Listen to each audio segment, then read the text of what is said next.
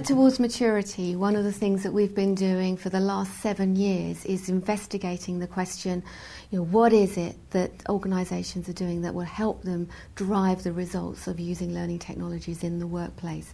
And we've done that really by looking at it in 2 ways. We've been surveying what it is that organisations are currently doing and planning to doing, and then we've really been digging deep into some of the areas that actually influence the results that they're getting.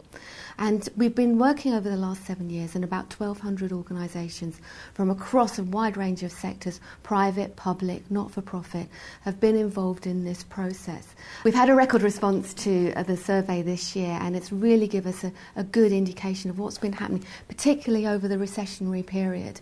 And what we found is that actually the demand for learning technologies is absolutely staggering, at the highest level it has ever been. Over 70% of the organisations were quoting a wide range of different drivers, from things like improving access, flexibility and volume, to improving quality, improving induction processes, improving the implementation and rollout of new products and systems. And we've also found that actually there have been more benefits reported more than ever before as well. And the top benefit is, naturally you might think, is to compliance training and being able to demonstrate compliance, but also again rolling out new products, services, increasing access. They're all becoming tangible benefits for organisations. And we found also that the money has been following the demand. In 2008 we found that about 1 in 10 organisations were allocating 30% or more of their budget to this area of technology and learning. But this year it's 1 in 4. So more people are allocating a higher proportion of whatever they currently have into this field. So there are high expectations.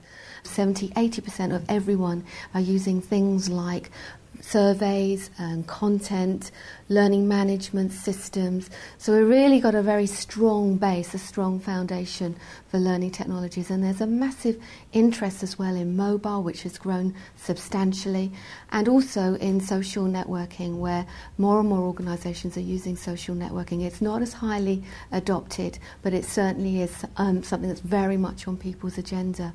And I think the other interesting thing in terms of our behaviours at the moment is the fact that almost every subject that we deliver is now being used, someone is using technology to enable it, giving it almost like a technology boost, if you like. And the fastest growing technology areas for such skills were things like communications and leadership skill, which traditionally people would think actually this isn't a media that's suited to them.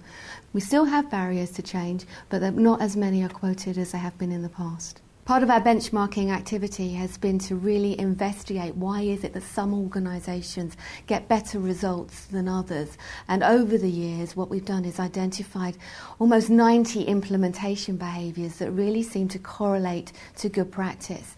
And we've grouped those into 6 individual work streams. And I'll run through them briefly for you. The first one is to really look at defining needs. So those that are more successful are much more likely to have aligned strategies, clearly defined business needs that they're linking into.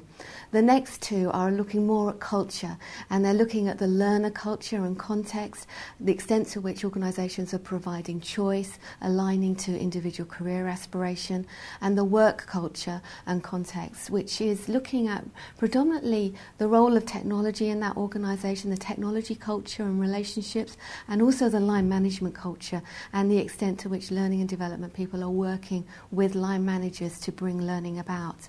The fourth area is the whole area about building capability within the learning and development function. And again, the more successful organisations are much more proactive in building awareness, building confidence, building the skills to be able to do things like blend and do assessment and to support learners online and to facilitate collaboration. So that's a major chunk of good implementation practice. The fifth area is looking at things like ensuring engagement. So again, more mature organisations are going to be much more likely to be managing change, engaging with stakeholders, involving leaders. Again, all of heavily influencing the culture and working with the culture. And the final area that we've found that consistently influences behaviour is actually looking at demonstrating value. So it's not just doing return on investment, but it's actually, again, Are we measuring, are we looking for success in the areas that are relevant to the business? Are we communicating success well to the business in terms that are relevant to them? And these 6 areas are areas that we have found consistently improve results. And in fact, this year we've actually introduced a single index. So an organisation who's been through the benchmark can get a single index of where they stand. And we found that those organisations in the top quartile of behaviour of this index are actually reporting significantly better results in terms of efficiency, cost savings, time to study savings, and even time to proven competency. So it's almost 6 times as likely to say that an organisation, an individual will be up and running faster as a result of using learning technologies in their learning. But one of the things that we have found in this year's survey is that actually a lot of these behaviours have gone backwards. For example, there are fewer organisations who agree now that they're aligning their learning strategically to the business needs of the organisation. There are fewer people who are actually training their staff to actually blend learning solutions. I think that the recession has had an impact on the way that we're thinking about learning and using technology in learning, because the business is saying, give us more e-learning, we need to do more for less. And of course, nobody will say, I don't want to do that. So I think we're responding to business needs. But sometimes I think some of the more mature behaviours, the organisations are stepping back and saying, are you sure that that's what you need? So yes, the recession has provided an impetus, I think, perhaps for us to just respond to demand and not necessarily think, are we responding well to this request? Is this the right response to this request? But I think there are also other things as well. A lot of organisations are new to technology, they're just getting started, and actually these behaviours are things that many of us learn through our mistakes, and that's one of the reasons, to be quite honest, that we started the benchmark, is that how can we help organisations accelerate their performance by actually learning from other people's mistakes as well. And I think that's one of the key things that I think is going to be important for us moving forward in terms of getting the benefits that we really should be driving from technology and learning.